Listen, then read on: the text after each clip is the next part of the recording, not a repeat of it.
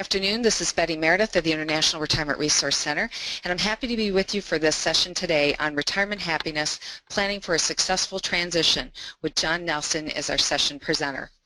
I first met John in the mid-2000s in my role as Director of Education and Research for the International Foundation for Retirement Education, otherwise known as INFRE, which confers the Certified Retirement Counselor certification.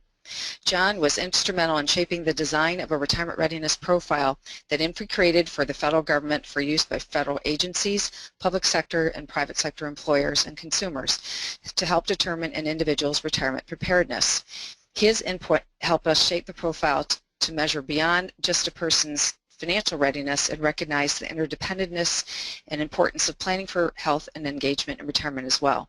I know you'll find his comments today insightful and thought-provoking and highly applicable for use with clients or employees who are approaching retirement.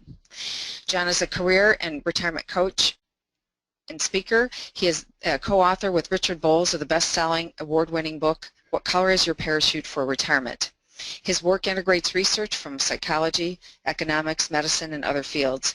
His well-being model has been used by the federal government, professional associations, AARP, the United Way, Fortune's 100 Best Companies to Work For, employers, and others. John and his work have appeared in Time Magazine, The Wall Street Journal, the New York Times, USA Today, Business Week, and other publications. He taught at the University of Wisconsin while completing the coursework for a PhD, but decided instead to work on the retirement parachute book so that the rest of us have a great tool to work with, even though it didn't count towards his PhD. So, John, are you with us? I'm ready.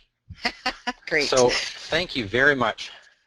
Thank you, Betty. You're welcome. So, retirement happiness. Yeah, and Betty, this is a really fascinating topic because I started myself in the financial side of retirement.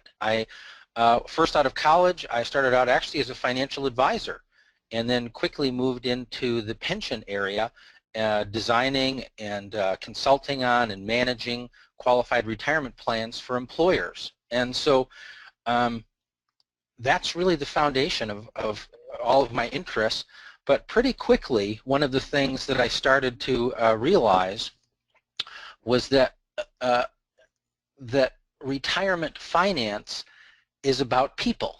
And so today, the broadest view, the biggest picture that we would take into this is that all of this hard work as financial planners or as benefits counselors or as plan administrators, the bottom line is that all of this has to do with people.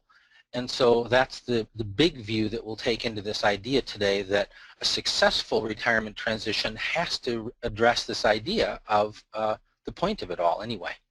So Betty, today the learning objectives for this are that when we finish, by the time we get done, that we'll have an idea, an understanding of what the relationship is between income and happiness.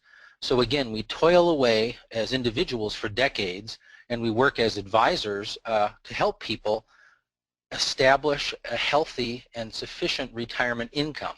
And the question is, what's the relationship between income and happiness? We assume there is one, and of course we assume the more income, the happier we are, but let's look at the science on that. The second learning objective by the time we finish today is that we'll have an idea of what the main types of happiness are from research. Now, types of happiness sounds funny, but that will make more sense to you when we look at the kinds of research that psychologists have been doing and economists to look at, in fact, the approaches and the pathways that people can take to be happier in life. And that really comes to bear, of course, as we approach retirement. The third learning objective is that everyone on the call, I'm sure, is familiar with Harry Markowitz and modern portfolio theory. And so I've used that as a springboard, as a way of understanding how to create retirement happiness, also using a portfolio method. And again, that'll make more sense when we take that modern portfolio theory thinking and translate it into these types of happiness that is emerging from the research. The other thing that we'll touch on are what the stages of retirement life are, or the stages of life actually, and how that translates into retirement. And of course, making those transitions is a risky time in life because things change, and so we'll touch on what those risks can be. And lastly, and this gets really to the heart of this idea of a successful transition, is that post-retirement, after that transition, people literally can have a different sense of identity, a different sense of self, and the life roles and social roles that they fulfill can change. And that's a really important part of that retirement transition, and so you'll have an understanding of that. Part of what we talk about today is in the current edition of What Colors Your Parachute for Retirement, but I'm working on the third edition, and frankly, most of today's presentation will be in the upcoming edition, which won't be out until next year. So this is a peek ahead into the future of the next version of this book. The reason that I made this transition from working just on the financial side of retirement preparation to this broader life planning idea is that, like you as a professional, I saw people who did all the right financial things, transitioned to retirement, and they had a fantastic life. They were happy, they were socially engaged, they had a sense of meaning and purpose, they were active. Not only were they enjoying life, but they were actually doing something positive, constructive, that life, in fact, after their career was the peak of their time in life, that they were, in fact, the best self that they had ever been. On the other hand, I saw other people who did all of the same financial preparation, but they got to retirement, and even though they had done the right financial things and they were financially secure, that next stage of life was not a success. For a variety of different reasons, they were not, in fact, living the best version of their lives.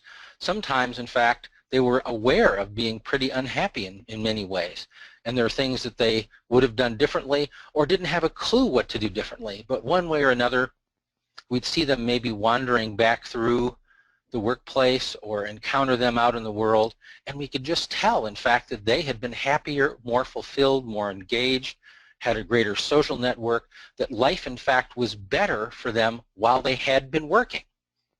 And that was a paradox for me. And that's what caused me to start to think in bigger terms and said, well, financial preparation is essential. There is no retirement without it.